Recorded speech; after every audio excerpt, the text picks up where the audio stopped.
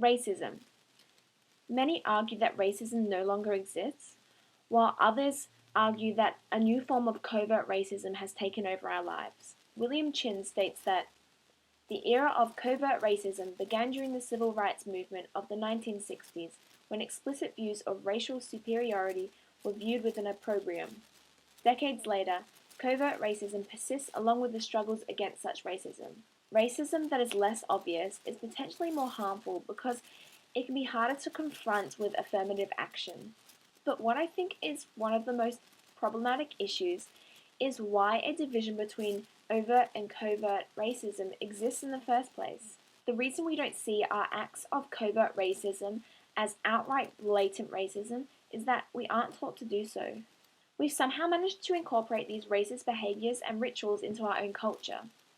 And one of these behaviors is cultural appropriation. In the following clips, Marina Watanabe and Amanda Stenberg explain the concept of cultural appropriation in a way that's much better than I ever could. Cultural appropriation is basically when you take something from a culture that you don't belong to, such as a Native American headdress, cough, Coachella, and use it outside of that cultural context, usually without understanding its cultural significance and oftentimes changing its original meaning. Appropriation occurs when a style leads to racist generalizations or stereotypes where it originated, but is deemed as high fashion, cool, or funny when the privileged take it for themselves. Appropriation occurs when the appropriator is not aware of the deep significance of the culture that they are partaking in. Cultural appropriation can be hugely problematic and results in cultures being demeaned, disregarded, and even made a joke of.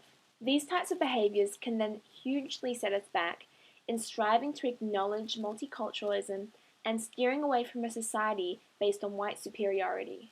In this debate, there are people who argue that these behaviors aren't racist and that criticism towards these practices are a result of people becoming oversensitive due to a rise in political correctness. I'd like to add that, in my experience, the people who have been arguing this have been predominantly white. Now, if anybody tells you you're appropriating their culture because you're white, proceed to laugh in their face. There was a time where rich white people thought they had a monopoly on freedom, wealth, and the front of the bus. Or where men thought they had a monopoly on pants, and those just weren't things women were allowed to wear because that was deemed offensive. Or when straight people had a monopoly on marriage. How is that any different from black people having a monopoly on hip-hop music, or Indian people having a monopoly on wearing jewels on their faces? So why are certain people so intent in protecting these racist activities? I believe that because we're taught these behaviors from an early age, it can be difficult to acknowledge them as inappropriate. Instead, we're inclined to see them as just how we do things, almost like a tradition. In saying this, I'm not trying to absolve anyone from responsibility of appropriating a culture or actualizing any other racist behavior. I'm instead trying to explain how this may be a result of a bigger problem in our society. Harmony Day or multicultural days can encourage cultural appropriation despite best efforts to acknowledge and celebrate different cultures.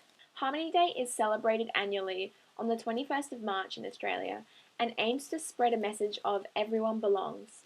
It's described as a day to celebrate Australia's diversity, a day of cultural respect for everyone who calls Australia home. Primary and high schools often partake in celebrations with classes on religion and culture and lunches showcasing foods from other cultures. Some schools also encourage students to come dressed in traditional clothing from their own culture or, as I've experienced in the past, any other culture. And this is where the problem lies. By giving students the option to dress as any ethnic culture, they're essentially encouraging cultural appropriation. During my time at school, I saw people dressed as Hitler, people dressing in cultural stereotypes, and even people in blackface. When schools allow cultural appropriation and even blackface with little to no consequence on a day that is supposed to acknowledge and celebrate other cultures and ethnicities, it's clear that there is a bigger problem at large here. So what can we do to change this? What can we do to stop normalizing cultural appropriation? In the case of Harmony Day, it is hugely important to have information out there. When I looked on the site, There was no information on cultural appropriation or appropriate conduct in dressing up.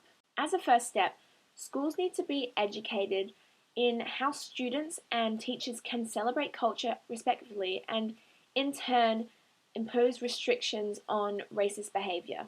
On an individual level, it's quite simple. Celebrate Harmony Day by bringing part of your culture to school and trying to learn more about the cultures around you and those of your peers. Race and ethnicity isn't a costume and it isn't a joke. Making it one shouldn't be seen as covert racism and it shouldn't be normalized. While we still experience cultural appropriation at school, at fancy dress parties, and in celebrity culture, what is important is that we engage in a discussion about the problem. In doing so, as we are already seeing online, we can begin to acknowledge the ingrained racism in our society and actually take action against it. This way, we can begin to see the covert racism of cultural appropriation as overt racism.